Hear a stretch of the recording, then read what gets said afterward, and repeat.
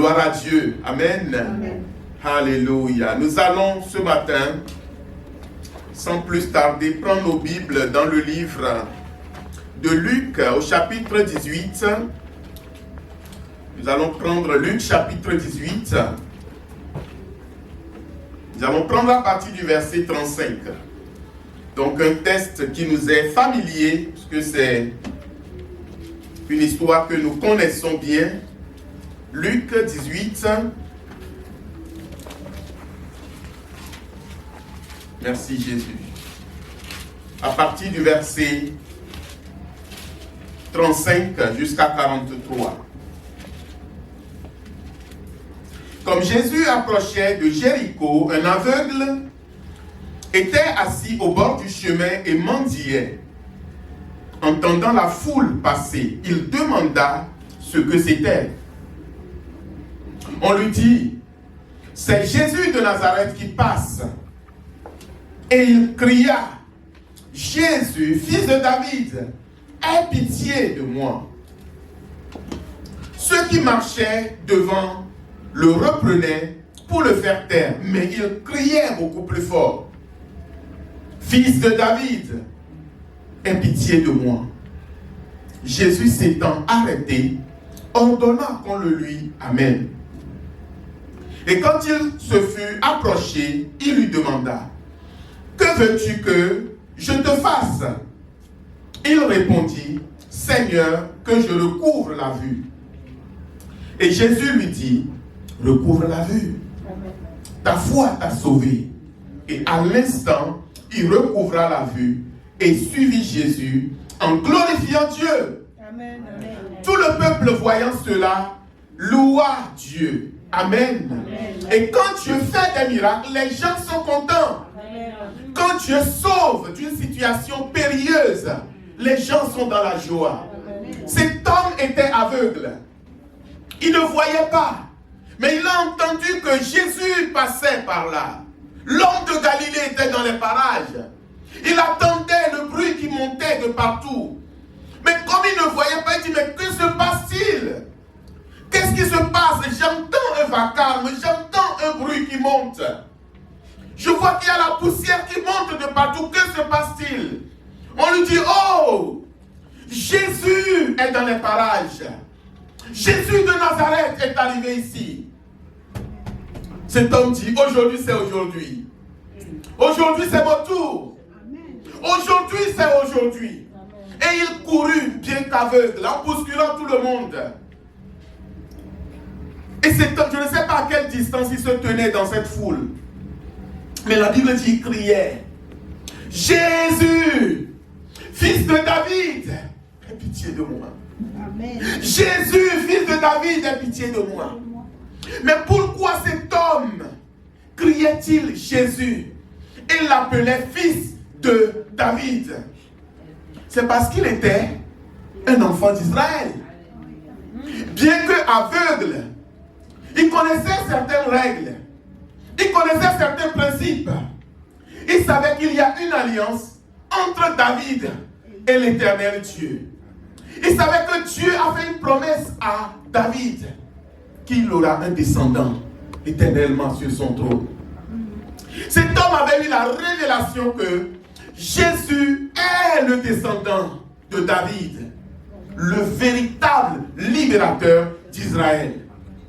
Et ce matin, le pasteur parlait d'alliance. Il a pris une partie de mon message. Amen. Il nous a parlé d'Abraham. Bien-aimés, vous savez, premièrement, il faut, je l'ai souvent dit dans cette église, Dieu est le créateur de tous les hommes. Dieu est le créateur de tous les hommes.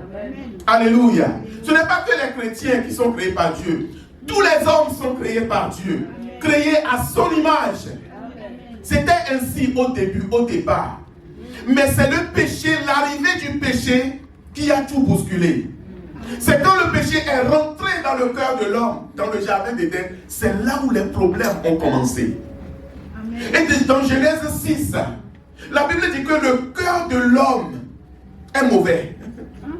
Que les gens sont constamment tournés vers le mal. Genèse 6, verset 5. Est-ce que quelqu'un là? On va lire des versets comme ça ce matin. Dieu ne comprenait pas pourquoi le cœur des gens était constamment tourné vers le mal. Alléluia. 6:5. L'Éternel dit que la méchanceté des hommes était grande sur la terre et que toutes leurs pensées de leur cœur se portaient chaque jour uniquement vers le mal. Et si ton cœur est porté vers le mal, il y a un problème. Dieu ne peut plus travailler avec toi. Toute la terre était corrompue devant l'Éternel, nous dit la Bible. Et c'est pour cela que le déluge, Noé, l'histoire du déluge, c'est la suite. Si vous lisez la suite, c'est là où le déluge est arrivé. Dieu a dit, je vais tout nettoyer. Je vais éliminer tout ce groupe de... Je ne sais pas comment les appeler. Il dit, je ne comprends pas, votre cœur est toujours porté vers le mal. Je suis votre créateur. Mais vous ne voulez pas m'écouter. Je vous parle, vous ne voulez pas entendre. Pourquoi vos cœurs sont-ils tant tournés vers le mal? Dieu était arrivé à bout. Il dit, je vais tous les exterminer. Mais Dieu a trouvé un homme, Noé. Il dit que toi, je vais utiliser ta famille pour créer une nouvelle génération. Je vais utiliser ta famille pour créer un nouveau groupe qui, j'espère, que eux, ils vont m'obéir. Et c'est ce qui s'est passé. La terre est nettoyée avec le déluge. Noé est sorti. Les hommes ont commencé encore à se multiplier. Mais le mal est toujours dans le cœur de l'homme. Et un jour, Dieu a trouvé un homme qu'on appelle Abraham. Abraham n'était pas le meilleur, mais il avait un cœur disposé. Ce qui différencie Abraham des hommes de son époque, écoutez-moi bien, et de nous, c'est que Abraham avait un cœur disposé. Il n'y avait pas de livre, j'insiste. Il n'y avait pas de livre, il n'y avait pas de Bible, il n'y avait pas tout ce que nous avons aujourd'hui. Il n'y avait rien de tout ça. Mais Abraham a entendu dans son cœur que le Créateur m'appelle. Alléluia. Abraham a entendu dans son âme qu'il y a un problème. Le Créateur veut me mettre à part. Et c'est comme ça que dans Genèse 12, Dieu dit à Abraham, quitte la maison de ton père. Les choses qui se font là-bas, ce n'est pas bien. Mais des fois, nous voulons que ce soit des hommes qui viennent nous dire, change.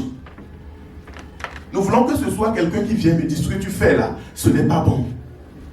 Nous voulons que ce soit quelqu'un qui vienne nous dire, mais le chemin que tu prends, ce chemin n'est pas dans la volonté de Dieu. En fait, Dieu a mis son esprit dans chaque être humain. C'est la conscience.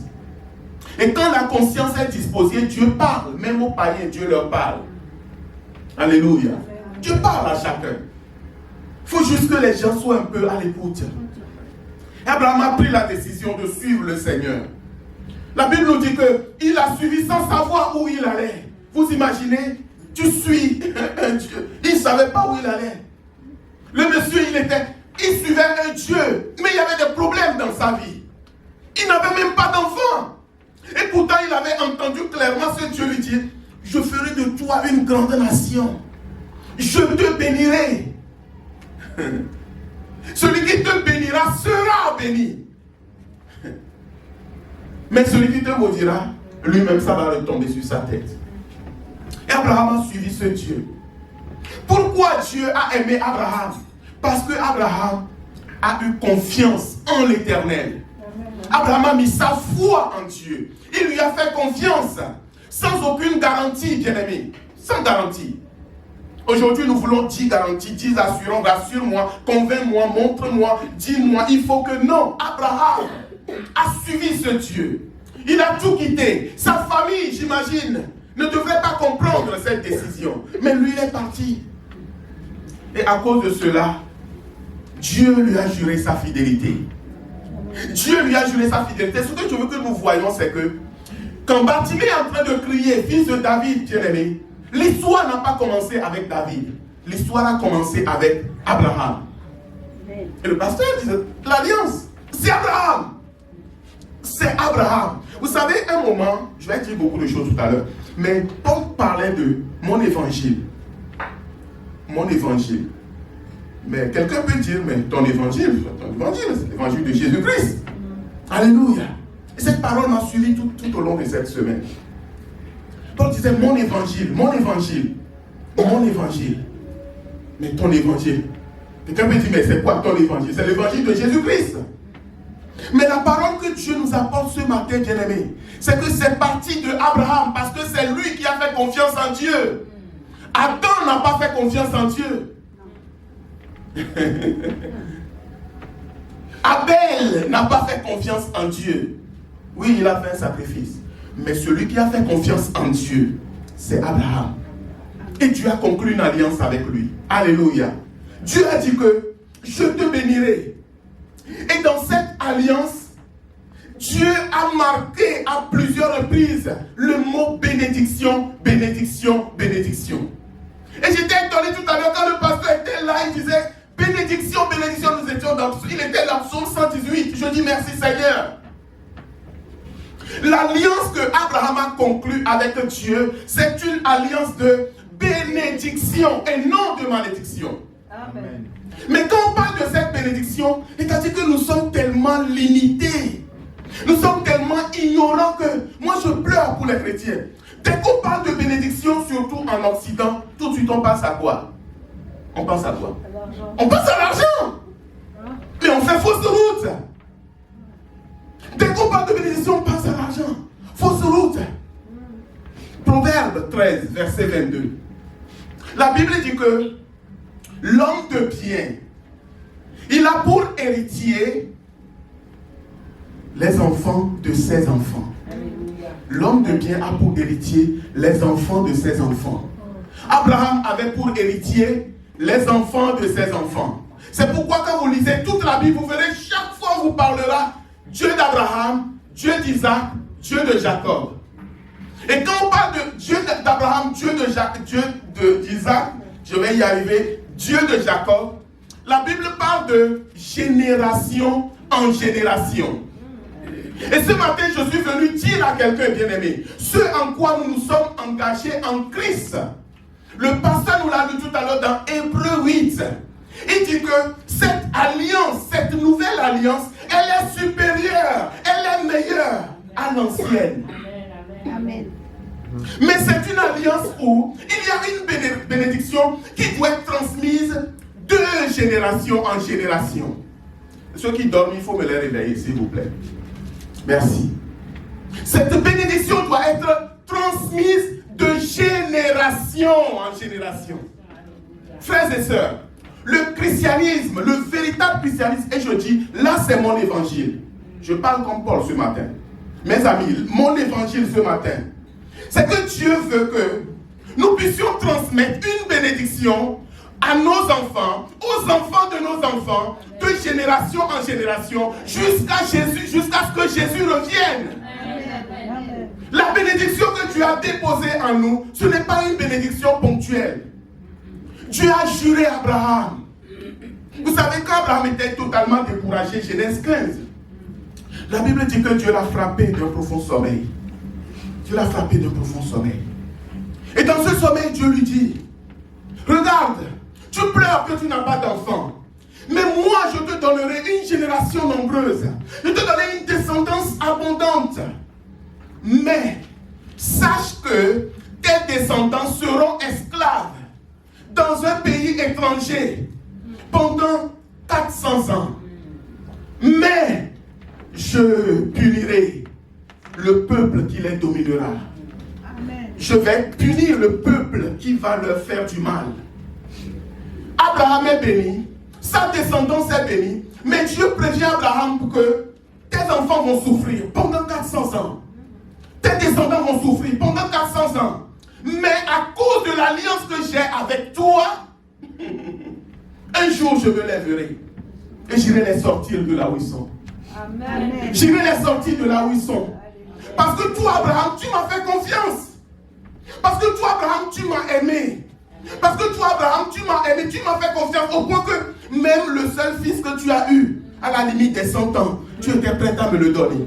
Amen. Et à cause de ça, tes descendants, quel que soit leur égarement, un jour, je les sortirai de là où ils sont. Bénédiction de génération en génération. C'est une phrase à retenir ce matin, mes bien-aimés. Nous sommes dans quelque chose où une bénédiction doit nous suivre. Nous sommes dans quelque chose, une bénédiction doit reposer sur nos têtes. Nous sommes dans quelque chose, une bénédiction doit couler de nos enfants à nos enfants, à nos enfants, jusqu'à ce que Jésus revienne. Nous sommes dans quelque chose, mais c'est de quelle bénédiction parle-t-on? Dieu a dit à Israël, tu seras la tête et non la queue. Tu auras toujours le pied sur le cou de tes ennemis. Il dit, tous ceux qui te feront la guerre, ils ne réussiront pas. Il dit que les maladies dont j'ai frappé les Égyptiens, toi, ces maladies, je ne te frapperai pas de ces maladies. Il dit que les femmes accoucheront, que l'infertilité, loin de ta tente, parce que vous allez être un peuple multiplié. Amen. Toutes ces bénédictions, alléluia, sont déversées. Je dis déversées. Déversées sur la descendance de Abraham. Il dit, tu auras pour héritier les enfants de tes enfants. Proverbe 3, verset 16. Il dit qu'à sa droite se trouve la longue vie.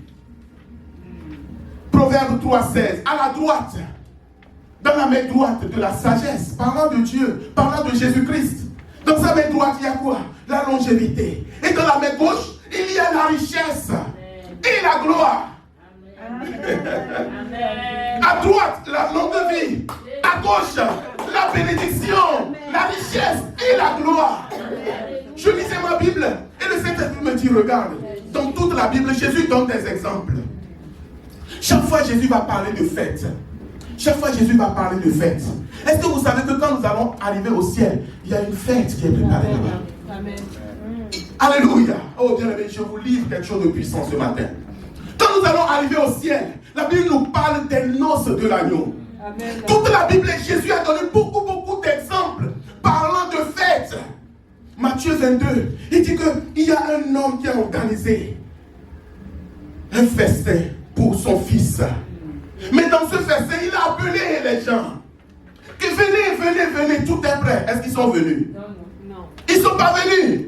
Mais quand vous examinez bien ce test, quelles sont les raisons que les gens donnaient? Suivez-moi ce matin. Les gens donnaient quelles raisons? Oui, d'autres viennent de se marier, d'autres ont quoi? D'autres ont acheté un champ, acheté des bœufs, ils doivent aller tester, faire travailler les bœufs. Vous voyez, d'autres avaient des affaires qu'ils doivent aller gérer. Et tout le monde avait des excuses. En fait, tous ceux qui avaient quelque chose, tous ceux que Dieu a bénis, suivez-moi ce matin, toutes les personnes que Dieu a bénies avaient des excuses. N'est-ce pas ce que nous avons aujourd'hui? Oui. N'est-ce pas ce que nous avons aujourd'hui? N'est-ce pas? Plus les gens ils ont un peu de position sociale, plus ils ont un peu d'argent, plus ils ont un peu d'activité, ils n'ont pas le temps pour Dieu. Je dis, mais Seigneur, pourquoi tu n'as pas appelé ceux qui sont au Carrefour? Parce que quand vous sortez là, il y a des gens qui se baladent, ils ne savent même pas où ils vont. Ils n'ont rien à faire, quoi. Ils se baladent. Et cette personne, tu peux l'arrêter, tu peux lui parler pendant 1 heure. Il sera là à discuter avec toi. Oui, donc expliquez-moi, vous voyez. Je dis, mais Seigneur, pourquoi tu n'as pas envoyé chercher ces gens-là? Pourquoi tu envoies chercher des gens qui ont, à leur propre vue, ils sont occupés, quoi. Amen. C'est pour dire que Dieu est un autre Dieu, c'est un grand Dieu. Alléluia. Il bénit tous les hommes. Et Dieu veut que toutes les personnes qu'il a bénies viennent l'adorer. Parce que toutes ces bénédictions doivent être utilisées pour son royaume, pour lui rendre gloire. Alléluia. Mais ces gens, ils ont refusé. Ils ont dit non, nous ne pouvons pas venir, on n'a pas le temps. C'est là où il va dire, mais allez appeler tous les gens qui se baladent là. Il y en a même qui n'ont même pas l'habit de fête pour venir. Vous voyez? Et une autre fois, Jésus va dire que lorsque tu organises un festin, n'invite pas les riches, n'invite pas tes amis. Va inviter qui? Les pauvres. Est-ce que vous me suivez toujours? Mais pourquoi les noces que ce roi a invité, il est parti envoyer les gens pour inviter ceux qui sont riches? Question compliquée. C'est pour dire que, bien aimé, la bénédiction de Dieu repose sur son peuple. Et il veut que son peuple soit béni. Mais que cette bénédiction ne nous éloigne pas de lui. Que cette bénédiction ne t'éloigne pas, n'éloigne pas ton cœur de l'Éternel, ton Dieu. Et que cette bénédiction, tu puisses l'amener dans sa fête, dans son royaume. À la fin du livre d'Apocalypse, la Bible dit que les rois des nations, ils viendront avec leurs trésors. C'est dans la Bible. Je dis, mais Seigneur, ça c'est un mystère. Ah bon, tu parles de quel roi à la fin des temps? Donc, quel roi qui...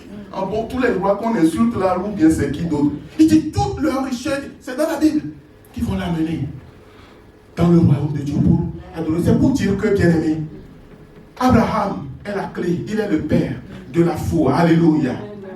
Et maintenant, ses descendants sont devenus esclaves. Nous aussi, nous souffrons. Nous aussi, nous gémissons. Nous aussi, nous traversons des épreuves difficiles.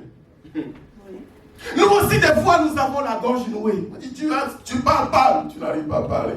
On dit, chante, tu n'arrives pas à chanter. On dit, lève la main, les bras sont comme...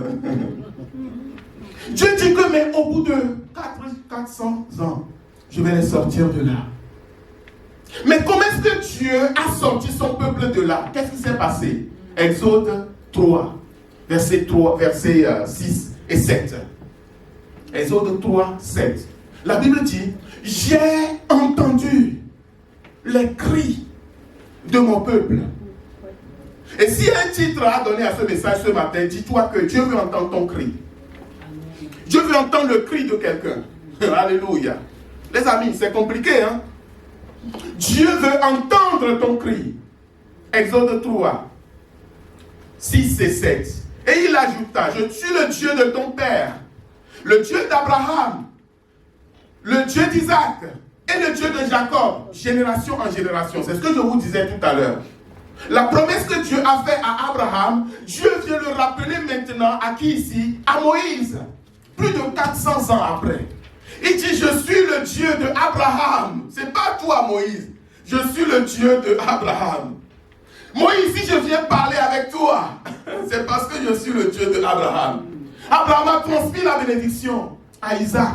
Isaac a libéré la bénédiction sur Jacob et sur les enfants d'Israël. Et les siècles sont passés, mais l'alliance, cette alliance est là. Moi, je veux vraiment que quelqu'un croie ce matin que sa famille est bénie. Amen. J'aimerais que quelqu'un croie ce matin que en Christ, sa famille est bénie. Amen. Que quelqu'un croie, alléluia.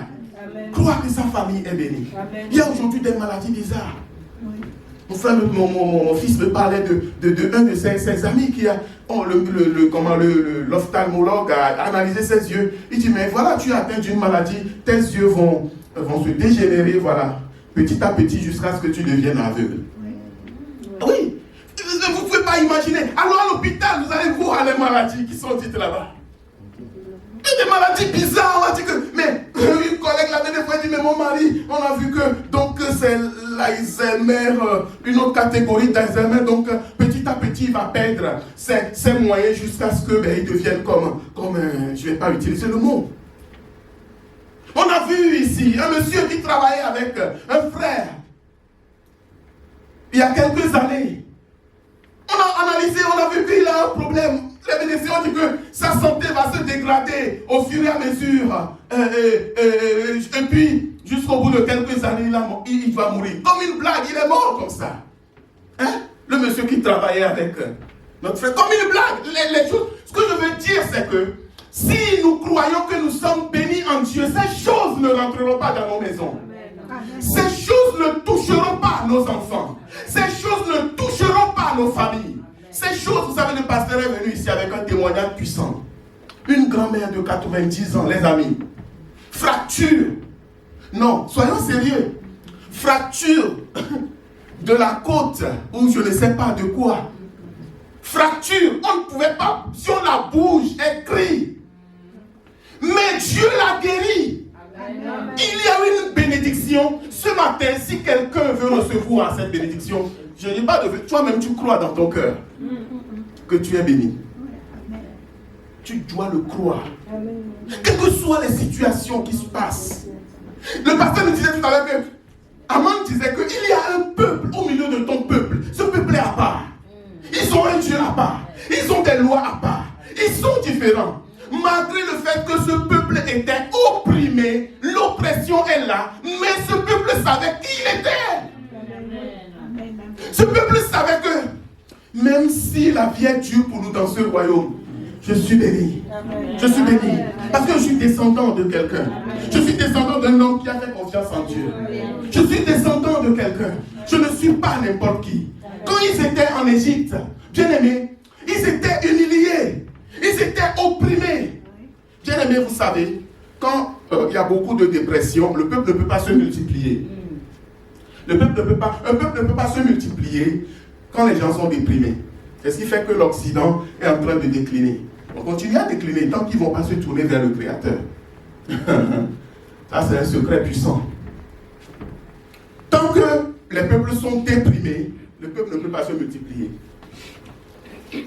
Mais les enfants d'Israël, malgré leur souffrance, malgré leurs humiliations, malgré l'oppression, la Bible dit qu'ils se multipliaient. Le peuple continue à se multiplier. Le peuple continue à se multiplier. Et les enfants d'Israël devenaient de plus en plus nombreux et puissants. Plus nombreux et puissants. Mes amis, la bénédiction que Dieu a déposée sur nous, ce n'est pas une bénédiction. Ce n'est pas une question d'argent seulement. Oui. Non, ça dépasse. Colossiens 1, verset 13. La Bible dit que Dieu nous a ressuscités ensemble. Oh, j'aime beaucoup. Dieu nous a ressuscités ensemble avec Christ. Amen. Il nous a transportés du royaume des ténèbres pour nous déposer dans le royaume du Fils de sa gloire. Amen. Il nous a déposés dans le royaume du Fils de sa gloire. Éphésiens, ça c'est Colossiens 1, 13. Éphésiens 2, versets 6 à 7. Il dit, Dieu nous a ressuscités ensemble avec Christ. Ça c'est Éphésiens 2, 6 à 7. Il nous a ressuscités ensemble avec Christ. Et nous a fait asseoir ensemble en lui dans les lieux célestes. Dieu nous a transportés des ténèbres au royaume de son Fils. Alléluia. Colossiens 1, 13. Mais Éphésiens nous dit 2, 6, 7. Il nous dit que Dieu nous a ressuscités ensemble avec Christ. Et il nous a fait asseoir ensemble avec lui dans les lieux célestes. Amen. Ça veut dire que quand nous devenons enfants de Dieu, mes amis, premièrement, Dieu nous transforme, nous transporte. Il nous transforme aussi. Il nous transporte du royaume des ténèbres. Et il nous bascule dans le royaume de son Fils Jésus-Christ. Ça, c'est la première grâce. Et Éphésiens 2 nous révèle que le royaume de son Fils, ce n'est pas un royaume terrestre, mais c'est un royaume céleste. Le royaume de son Fils, ce n'est pas un royaume terrestre, mais c'est un royaume céleste. Amen. Maintenant, là où nous faisons, à mon avis, là où des fois nous nous trompons, je l'ai expliqué ici, quand nous parlons de ce n'est pas terrestre, nous parlons du monde. Nous ne parlons pas des maisons, des routes, ou je ne sais pas, non. Nous parlons du monde et du système du monde. Amen. On ne va pas revenir là-dessus, on en a déjà longuement parlé ici. Amen. Notre royaume n'est pas de ce monde, nous dit la parole. Alléluia. Dieu nous a transportés du royaume des ténèbres. Là où il y a quoi? Le mensonge. Là où il y a la duplicité. Là où il y a l'hypocrisie. Là où il y a la méchanceté. Là où il y a beaucoup de choses. Oh Saint-Esprit. Gloire à ton nom, Seigneur. Merci pour ta fidélité. Bien-aimés, vous savez, on est venu dire à Jésus, mais est-ce que Moïse a dit que, oh, s'il y a un problème, vous divorcez. On peut écrire une lettre de divorce. Est-ce que toi, qu'est-ce que tu nous dis? Qu'est-ce que Jésus a répondu? Qui c'est dans la salle? Merci. Jésus l'a dit, c'est à cause de la dureté de votre cœur. Alléluia. On ne va pas aller là-bas aujourd'hui. On ne va pas aller là-bas aujourd'hui. On ne comprend pas la parole de Dieu. On mélange tout, on prend vite. Mais dureté de votre cœur là, c'est pas quand le problème arrive et L'autre dit, mais je n'en peux plus, je ne peux plus continuer dans ce chemin-là. Ce n'est pas là où il y a la dureté du cœur. La dureté du cœur, c'est quand, sciemment, tu sais que tu es avec ta femme, tu es avec ton mari, mais tu fais quelque chose qui est interdit. Que vous pouvez divorcer, séparer uniquement en quel cas? En cas d'adultère. Ah, je touche des sujets là. Il dit seulement en cas d'adultère. Et dans la Bible, le mariage est souvent comparé à notre relation avec Dieu, la relation qui lie l'Église à Jésus-Christ. La relation qui lie l'Église à Jésus-Christ est souvent comparée au mariage. Et dans cette relation, la seule chose qui peut briser notre relation avec Christ, c'est quoi? C'est notre infidélité. Infidélité à l'alliance. Si vous comprenez ça, vous avez la clé. Si vous comprenez ça, vous avez la clé. Oui, il peut y avoir des problèmes dans le couple, on se pardonne tous les jours, on doit se pardonner tous les jours. Mais Jésus dit, mais si l'autre te trompe, tu as le droit de le quitter. Et quand la Bible compare, il dit que le mariage soit honoré de tous. Il dit parce que c'est un mystère. Il dit c'est un mystère par rapport à l'Église. Et l'alliance que Abraham avait, écoutez-moi bien aimé, oubliez les histoires du mariage, je suis en train de vous enseigner. Je ne suis pas venu parler du mariage. L'alliance que Abraham avait avec Dieu, Abraham a été fidèle dans cette alliance. Jusqu'au bout. Et à cause de sa fidélité, Dieu a juré que je n'aurai jamais abandonné ta descendance. Amen. Et nous aussi, notre alliance avec Jésus-Christ, si nous sommes fidèles à cette alliance, bien aimé, rien ne viendra détruire nos vies. Rien ne viendra détruire nos enfants. Rien ne viendra détruire notre descendance. Rien ne viendra détruire notre maison. Parce que dans une alliance, il y a un engagement réciproque. Chacun a quelque chose à faire.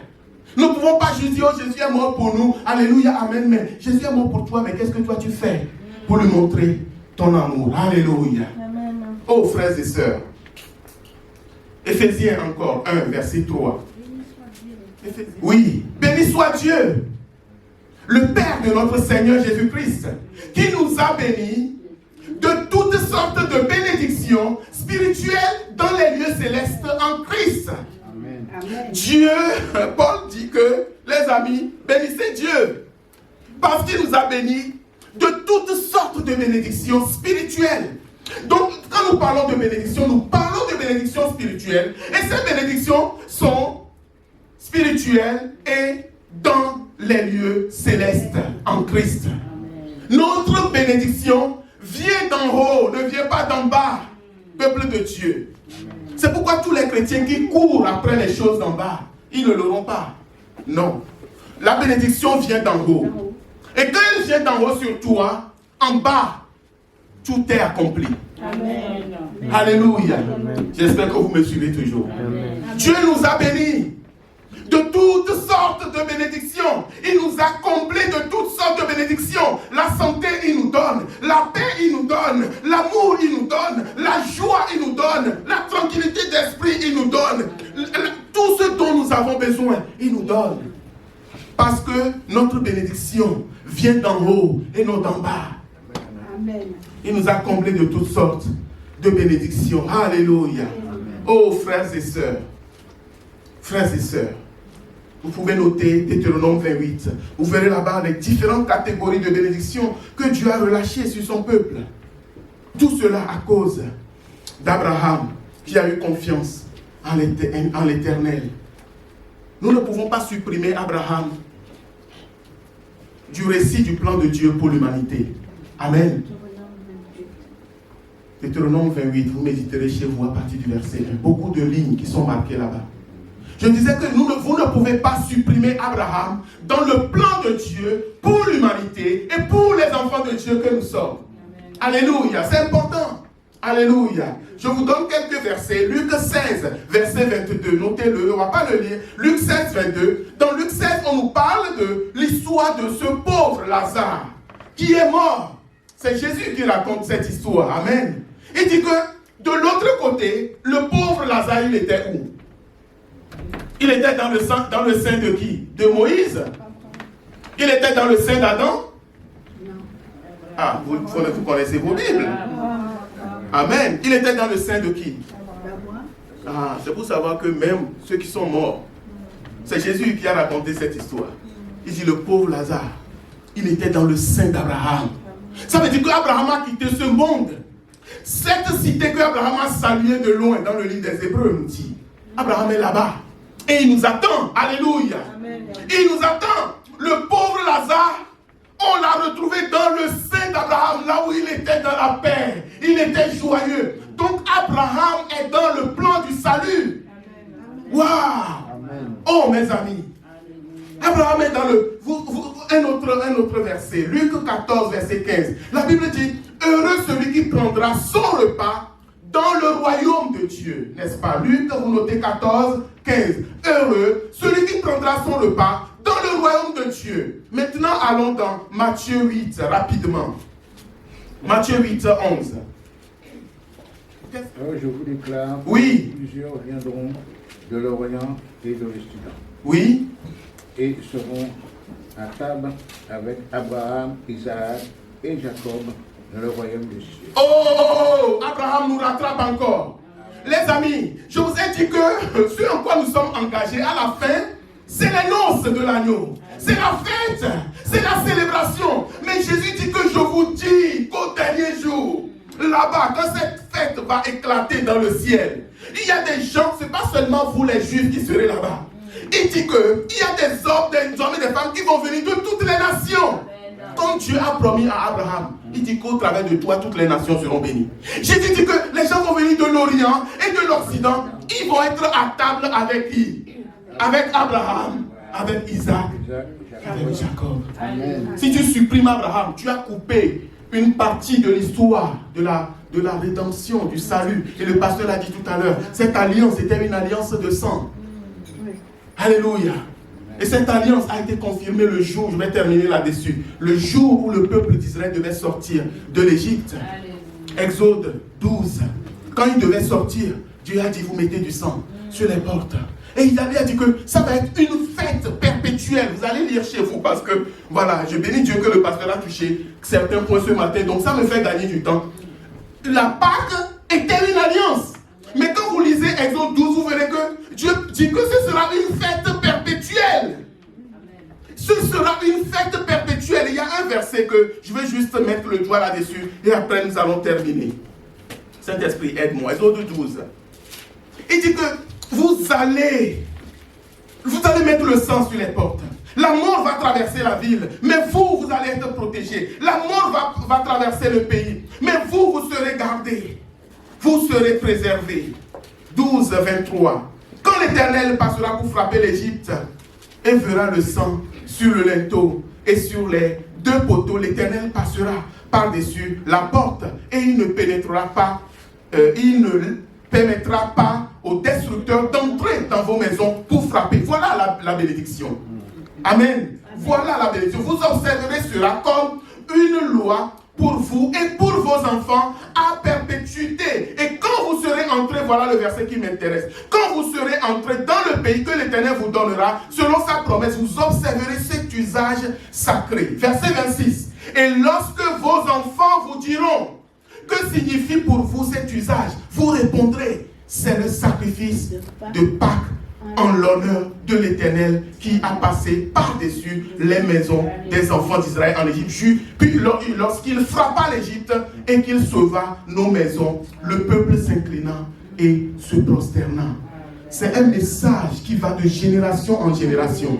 Dieu l'a dit, quand vous allez arriver là où je vous emmène, quand les enfants vont vous poser des questions, vous leur direz que, oh, nous avons été bénis. Nous sommes un peuple béni. Papa, pourquoi tu fais ça? Oh, parce que nous avons une bénédiction sur notre vie. Grand-père, pourquoi tu es en train de prier avant de manger? Oh, parce que nous sommes un peuple béni. Grand-mère, pourquoi tu es en train de prier? Parce que l'autre a mal à la tête. Oh, parce que nous sommes un peuple béni. Et dit, vous allez leur rappeler que un jour, il y a eu du sang qui a coulé. Et que ce sang a été mis sur les portes, sur les poteaux. Et que la mort était en train de ravager dehors.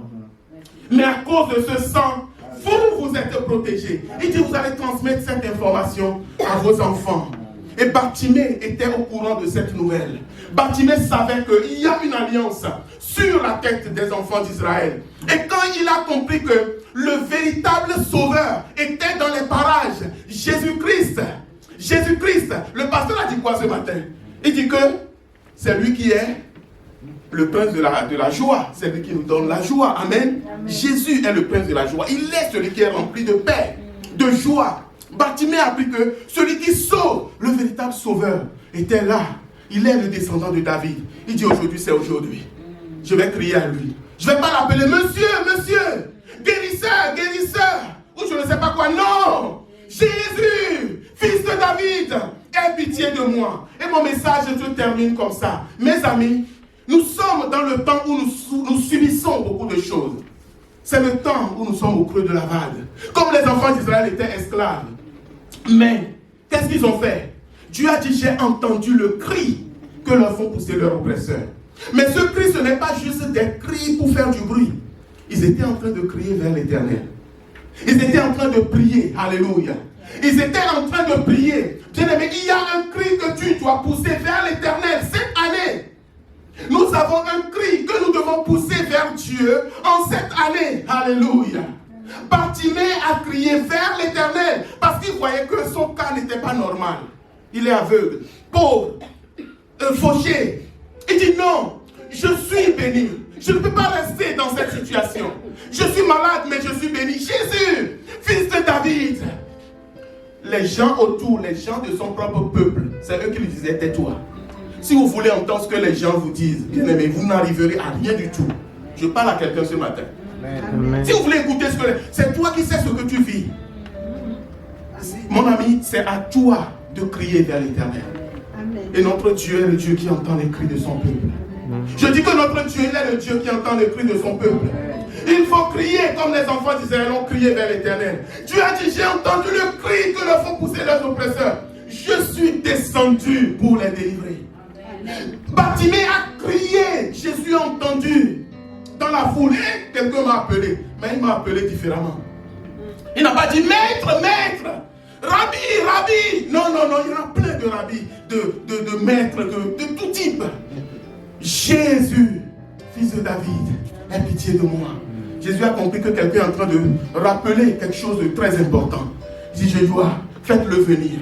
Et quand le monsieur est venu, que veux-tu que je te fasse? Bartimée savait ce dont il avait besoin. Est-ce que tu sais ce dont tu as besoin ce matin? Sais-tu ce pourquoi tu cries vers l'Éternel? As-tu identifié ce pourquoi tu cries vers Dieu? Où tu arrives là, que doit-on faire pour toi? Il y a des gens qui ne comprennent rien. Qu'est-ce que je peux faire pour toi? Je veux une maison à Miami, je veux une Lamborghini, et quoi d'autre? Je veux un sac avec de l'argent, mais on va dire, bon, lui là, conduisez-le, faites-le. On dit non. Nous devons savoir ce que nous voulons. Nous devons savoir ce que nous voulons, bien aimés. Il y a une bénédiction qui est d'en haut. Il y a une bénédiction spirituelle qui est d'en haut. Que Dieu veut faire descendre sur son peuple. Et ce matin, bien aimés, soyons prêts pour recevoir cette bénédiction. Nous devons crier. Alléluia. Nous devons crier. Alléluia. Nous devons crier vers l'Éternel. Amen. Qui est prêt pour crier vers l'Éternel ce matin? Amen. Oh mes amis, qui est prêt pour crier vers Dieu? Amen. Pour demander, Seigneur Jésus, fils de David, aie pitié de moi. Ecclésias 10, verset 7. Merci Seigneur. Ecclésias 10, rapidement. Quelqu'un là? J'ai vu des esclaves sur des chevaux. Oui. Et des princes marchant sur la terre comme des esclaves. Oh! Les esclaves sont sur les chevaux. Est-ce que nous pouvons nous lever ce matin? Les esclaves sont sur les chevaux. Et les enfants, les princes sont à pied. Que faire pour que ça change? Il faut que tu cries à Jésus. Parce que nous sommes les princes, nous sommes les princesses de Dieu. Amen. Notre place n'est pas à l'hôpital. Non, non, non, non, non. Notre place n'est pas dans des problèmes. Parce que nous sommes les enfants de Dieu. Un moment, il faut se lever et prier. Bartimée a crié et le Seigneur l'a entendu. Amen. Et ce matin, toi-même, tu vas prier. Amen. Amen. Tu vas prier. Je vous laisse un autre verset. Apocalypse 6, 10. Très important.